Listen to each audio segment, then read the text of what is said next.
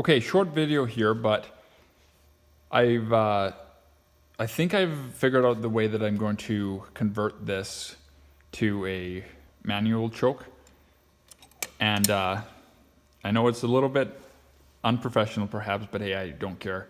The spirit of this car is kind of like, that I'm going for is kind of, you know, the spirit of what I think the spirit of hot rodding is really like making things work, especially if you go back in time when aftermarket parts were not available, conversion kits weren't available, you know, all those things.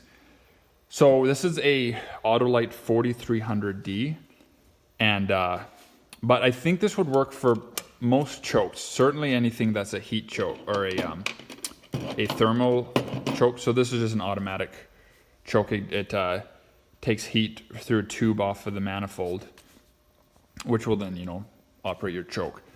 So that is the main thing I was going for. The other thing I did, and this is not, I don't think you'd have to do this if you didn't want to, like if you just wanted to convert it to a manual choke, but on this and then different carbs such as the Quadrajet, there's a lever here that connects here. So this one, I just took off the lever and put the screw back in, but it mounts here and it's kind of disassembled now. But basically how it works is it's designed from factory that if you went to run your car when it was cold and you know, to drive off, unless if your choke was open, at least, you know, how you could, and these are adjustable settings, but essentially, unless if your choke is open, it would keep your secondaries from being able to open. So it's just a really simple, I mean, simple quote, you know, air quotes.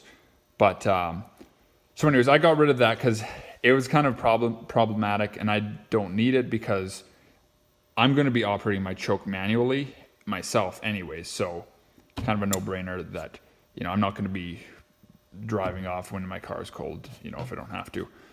So anyways, so I got rid of that. On your carb, it might be a little different, but I just took off the screw, got rid of that.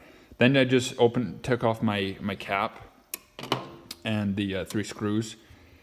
And yeah, so the choke part, I don't know on different carbs, but this is actually cast into the cast of the carburetor itself. So I'm just going to leave it on, and it actually I think it'll work out really easily this way.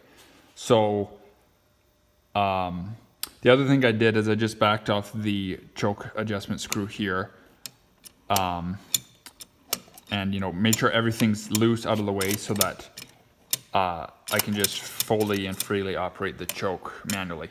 So my plan is, thus far, when I get it back in the car, is I'm just going to leave it like this, and then I'm going to find a way to connect my choke cable and right to this. So, and it operates so freely. I think the tension in the choke cable, because you know the choke cable has like a tension spring on it essentially. I think that'll be more than enough to keep it firm and steady in any given position. So you know, if I have it all the way closed, and then I ordered online just a choke cable clamp, which I'll mount somewhere, you know, similar to how you'd set up your throttle. You kind of play with it a little bit until you get it right where you want it, so that open is, you know, open and close is close. So I'll do another video